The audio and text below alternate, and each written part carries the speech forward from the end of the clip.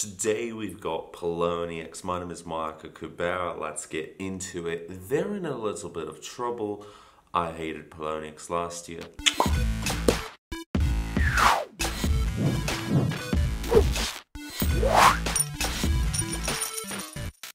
Right, so Bitcoin is at $8,112.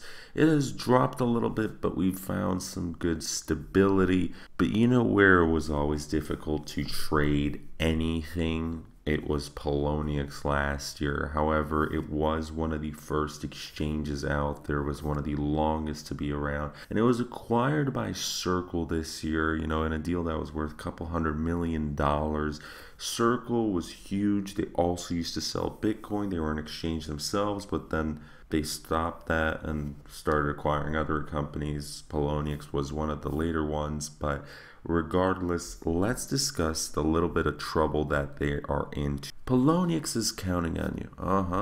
Yep, I'm sure Poloniex really likes this class action lawsuit here. Now, this is just a small petition, and petitions usually don't mean much. This whole article is just kind of scare tactics because you're looking at it from both perspectives, and obviously Circle has the lawyers to be able to afford a good fight.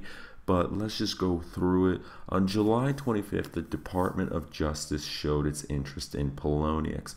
So they're currently a Delaware-based cryptocurrency exchange platform, which is kind of funny because when you go to Poloniex.com, you can see at the very bottom that they are currently from Boston, Massachusetts. Now, of course, they're registered.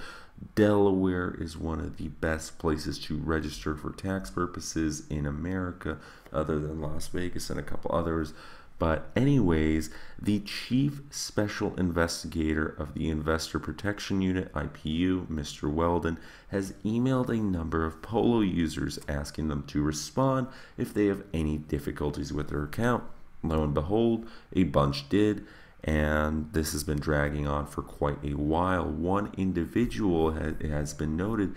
They celebrated their 1-year anniversary right here, that they've been waiting and nobody from Poloniex has responded. One user reported a withdrawal ticket that's been open since early January. Another user claimed that they've been waiting for a withdrawal more than 7 weeks. I personally was waiting over 5 weeks for, it wasn't a withdrawal, but they did lock my account and there was some other problems. Then I had to wait for another ticket because I had one ticket to address the first ticket.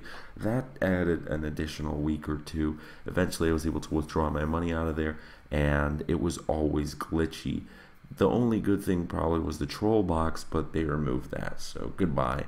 Regardless of what happened, over the past few months, the exchange's social media and support center accounts have been besieged by users who've been locked out of their accounts. Poloniex was founded in 2014 by Mr. Tristan D'Agosta. He's an entrepreneur that you can't find a lot of information about. Currently, the exchange is headquartered in Wilmington, Delaware. According to CoinMarketCap, Polo is the 30th largest crypto exchange in the world. Daily volume trade of $54 million and around 98 tokens available. As of February 2018, the exchange rated considerably higher. Of course, that's due to the bear markets. By the end of that month, it was the 14th largest crypto exchange globally, trading a total of almost $140 million on a daily basis. In February 2018, Poloniex was acquired by Circle for $400 million. Circle's backed by Goldman Sachs, and they have invested $50 million into Circle. Announcing the deal, Circle co-founders Mr. Neville and Allaire emphasized that they plan on growing Polo into more than a crypto-only exchange. We envision a robust, multi-sided, distributed marketplace that can host tokens which represent everything of value.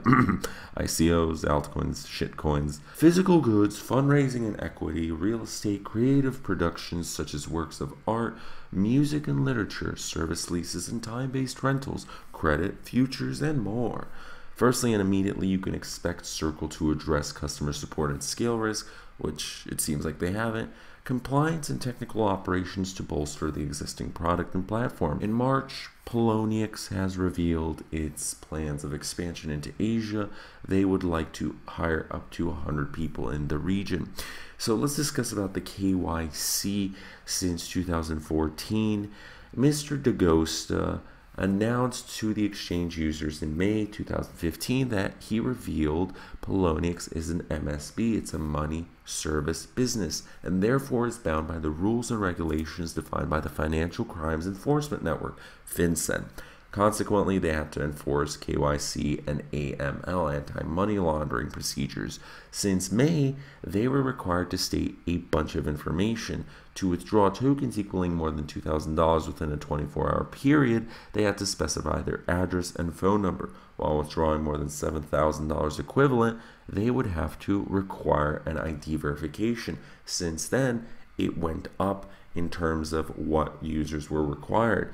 Now, there was a little bit of a problem because in December, when Bitcoin was at its all-time high of nearly $20,000, they announced that without giving a deadline, sometime during Q1 of 2018, there's going to be stricter KYC and AML. So some users never received this.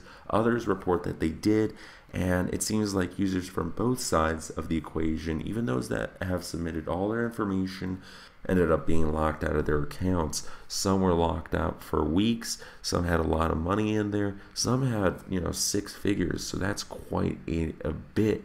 Now, if you had 6 figures of crypto that's locked in and then Bitcoin suddenly crashed, hey, you might want to get a lawyer to sue Poloniex for lost damages. There has been a subreddit started. There's been a lot of complaints on Twitter, Facebook. There's been emails flying left and right. The rest of the articles basically say the DOJ and the Delaware Enforcement Inspection Office are looking further into these details. They're definitely getting a lot of complaints, as this situation hasn't really changed much since last year.